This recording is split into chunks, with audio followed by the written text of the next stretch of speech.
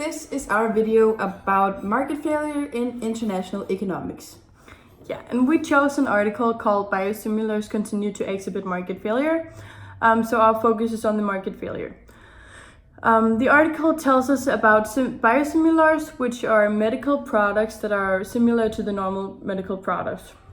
With these biosimilars, they're trying to improve the product to get a better effect just in a cheap and sustainable version. And in the US, this hasn't been as successful as they expected. It's way more widespread in Europe than the US, and there can be a lot of indicators why it has been that way. For example, in the US, there hasn't been a systematic effort to educate everyone on why they should choose these biosimilars over the original products, so they're unaware of the benefits of using it. For example, it would lead to cost savings in the long run, which would improve the country's overall economy. But because they lack these efforts, this hasn't been the case yet. The article is written by Joshua Cohen, who's a Forbes contributor and specializes in healthcare, market access, and drug value. It's published on July 11th, 2019 on Forbes.com.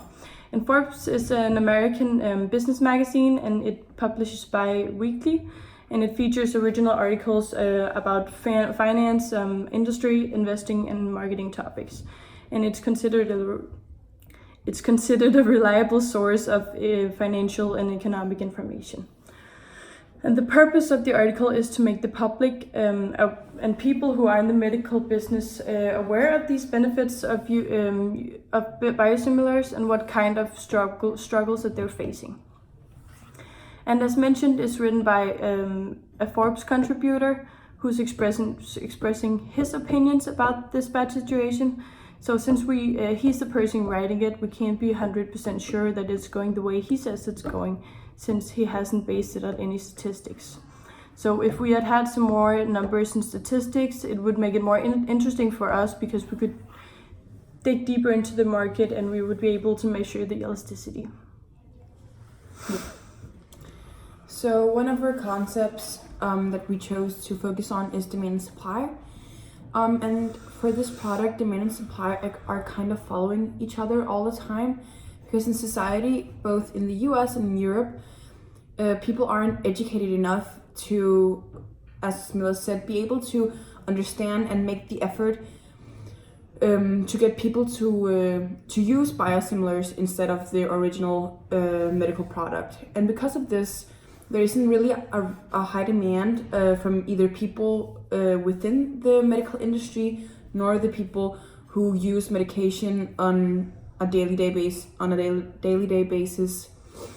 Now the article kind of tells us that that what is happening with biosimilars is market failure. Nobody really wants to get into the business with biosimilars because of the market failure, and that's the reason for supply also being low, especially in the US, where 16 biosimilars are FDA approved, but only 6% are available on the US prescription market. In Europe, there's only 10 biosimilars that are FDA approved, and still the sale of biosimilars are higher in Europe. And one of the reasons for this could be that in the US it's more expensive than in Europe, because in the US they only have a discount on biosimilars varying from 10 to 35%, while in Europe there's a discount up to 90%.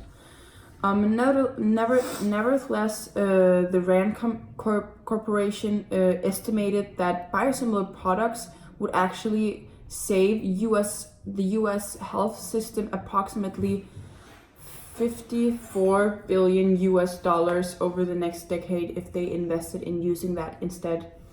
And competition in the heavily regulated marketplace for these blockbuster drugs is important, because it's expected to substantially impact the pharmaceutical industry and national health system.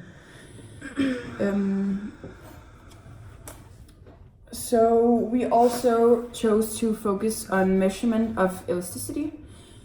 And to our knowledge, the the elasticity of biosimilars will for the time being be elastic. Biosimilars are a substitute to original biological medication, which means that a small increase in the price of a biosimilar product will have an even larger impact on the quantity demanded, because of the people in the medical business will rather prefer to spend the extra money on actually buying the original product rather than the substitute, now that there isn't even that big of a price change. And private consumers will probably also rather keep buying the originals, now that they know what the originals are. And it's not the difference between those two aren't the price anymore.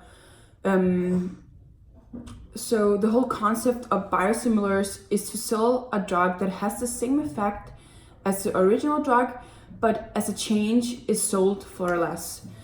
Therefore, the elasticity of the biosimilar will be elastic. But if the quantity demanded increases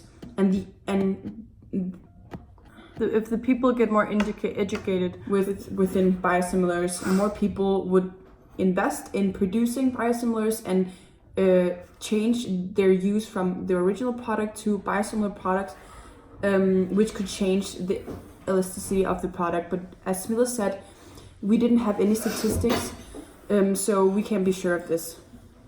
And then at last, biosimilars do not have any substitutes, because they themselves are substitutes for other medical products. For example, the original aspirin is the most popular one because that's what everyone is familiar with, so that's what they buy and what they've been using their whole lives. Therefore, it's been very difficult for the biosimilars to enter the market because they are substitutes for other products. It's way harder in the US than in Europe, because sustainability is generally way more important and valuable in Europe. Yes, that's what we had to tell you.